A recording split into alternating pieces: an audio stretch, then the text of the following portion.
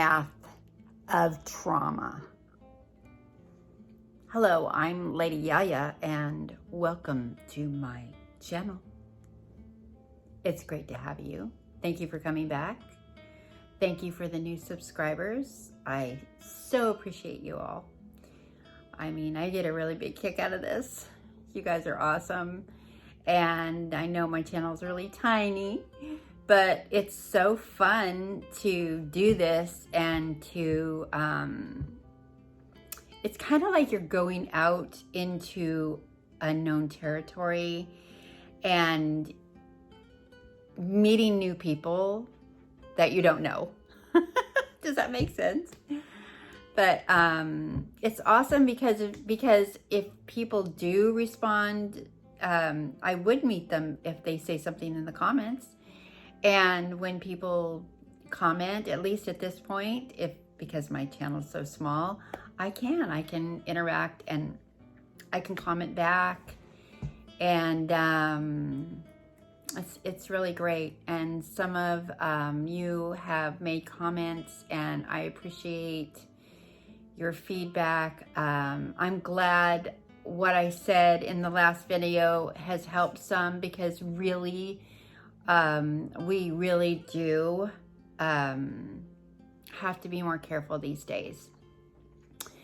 But I want to talk about how I feel about what happened last week. You know that song, or that it's like a saying, reach out and touch someone. Well, I felt like somebody reached out and touched me. You know, somebody that I didn't know got into my bank accounts, looked at my private and personal, you know, what I bought, what the things I purchased, the deposits. You know, that's part of your life. That's not something you talk to people about, you know.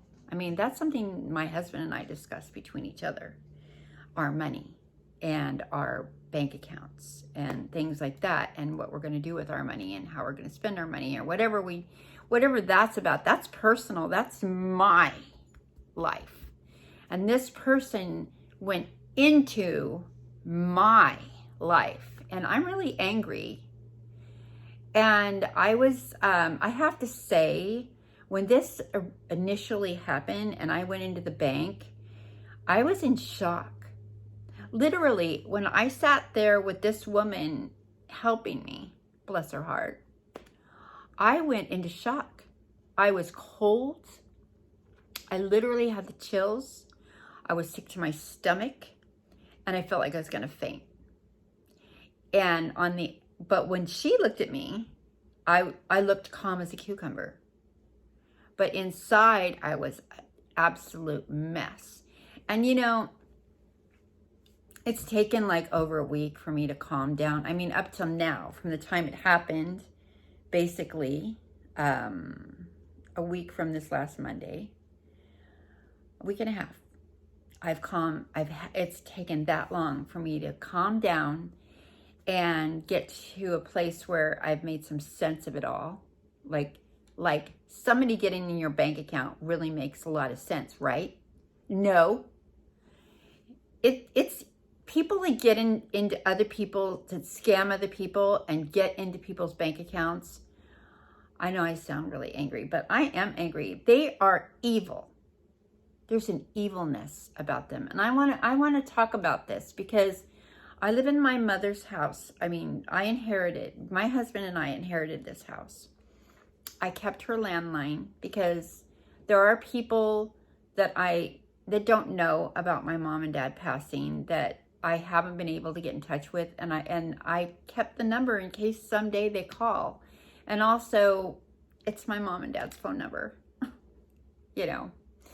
But because of that number, you know, my parents were elderly, and the number, my mom's name is still on the number, and my dad. And whoever calls here thinks they're dealing with old people. Ignorant, old, gullible people. Well, let me tell you something. When they get on the phone with me,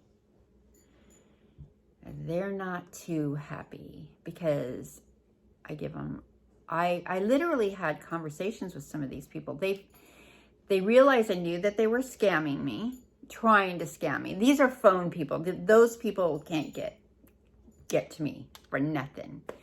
When they call, I pretty much within few minutes, seconds, let them know I know they're scam artists.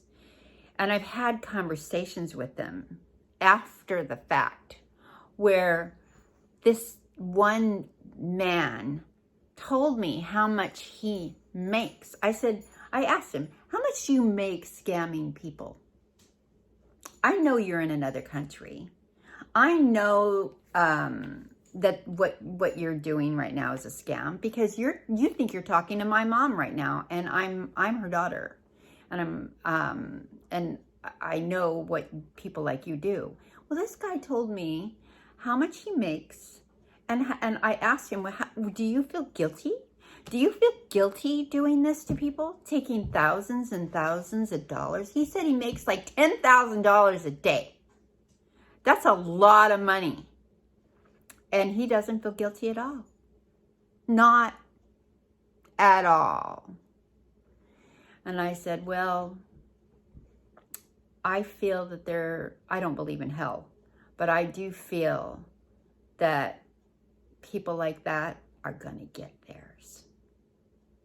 Oh yeah. And I told him that. And I said, it may not mean anything to you right now, what I'm saying, but there is going to be a day that you're going to wish you never did things like this.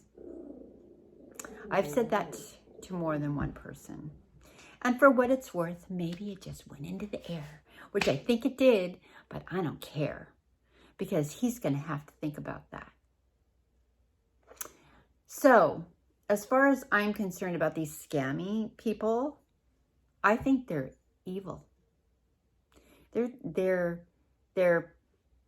They steal from innocent people. And I think that, I don't know. It's a good thing that they can't get in front of me, personally. And I'm not a violent kind of a person, but I feel like I could actually hurt somebody like that. Because I have to say, somebody stole $3,000 from my mother and my father, posing as their grandson, as my nephew, saying that he was in jail in Mexico. And this person said, we need $3,000 to get him out of jail. And my mother wired them that $3,000. That's heartbreaking. I mean, it's heartbreaking for her because both my parents, they were embarrassed by that whole thing. And I just can't, so that's why I have a special loathing for people like that. So, on a lighter note, I had to say what I had to say about that. On a lighter note, I have finally gotten to a point where I've kind of it's like when you're in shock and you have to go, fortunately, as you go through each day and you put the pieces back together, like you get your new bank cards and you get a new checking account and you take care of all the things that have to go along with that, like set up new automatic payments to wherever their money is going. And a sense of normalcy comes back. But it doesn't take away the fact that I feel that evil touched me and that traumatized me. And I think that, yes, I'm getting over it.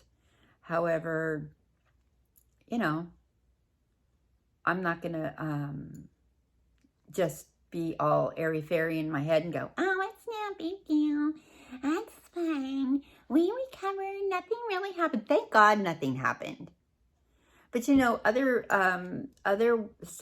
people that subscribe to me have talked about, having something happen to them. It's traumatizing, and nobody should have to go through this. And because of the internet and because of all the things that we have set up, it's like they can't break. I mean, they're not robbing banks anymore, but they're breaking into banks still, one bank account at a time. And so all I can say, aside from saying how I feel about it all, please, I would say every 3 months, change your passwords to your bank account. Do safe things with your cards. One gal said, hey, just get one of those reloadable debit cards and put a certain amount of money in that every month, and spend that on when you go on the internet or when you go shopping. And that way, if somebody does get into that account, they can't get all your money, which is super smart. I love that. In fact, and aside from the fact that my husband and I from now on are going to be using our credit cards online only, and when we're out and about, I feel like that's basically a protection for us too, because at the end of the month, we'll just pay off our cards, and it helps you build your credit. I mean, I think that's smart too. So, yes, we've recovered. No, I haven't recovered from being angry. I'm still pretty angry. But I do feel that we're a little more reassured with the fact that we're just going to be more careful, especially my husband. I was surprised that he didn't know about the 7-Eleven thing, but even, like I said, my grandson, my own grandson knows about that kind of stuff. But you know, we've never been scammed like that before. So, although I knew about it, my husband didn't. And you know, when you haven't gone through things like that, you have a tendency not to be as careful. Maybe we're just going to be as careful as we can be. In fact, there's other security things that I'm looking into right now, especially if I'm developing my social media, and then I've been hearing about influencers losing their Instagram account because somebody hacked into that, or their YouTube account. Somebody hacked into that and blocked them out of their own account with their passwords. And the fact is that some of them have talked about those experiences and how hard it is to recover the accounts because they can't talk on the phone with anybody. It's all done through texting or on the computer with emails, which I think is horrible. I think that people need to be able to talk to somebody when they're going through these things. It's traumatizing. It's part of it. As a lot of the with these influencers, some of it is a lot of their income, and when it's all gone all of a sudden, and they have to fight to get it back, or even have to rebuild again, that has to be devastating. So these little scam artist people, there's got to be a way to for all of us to get smart about things like this. So anyways, that being said, I'm glad if you've lasted this long and listened to my rant. I really appreciate you. I'm really happy to be here on this channel. I love doing these videos. It's a way to meet new people. I have friends and family that watch this, so it's kind of another way for me to get information to them and let them know just what I've been up to. So that being said, I would like to say thank you again for coming to my channel, and I want to say goodbye for now, and I'll see you in the next video.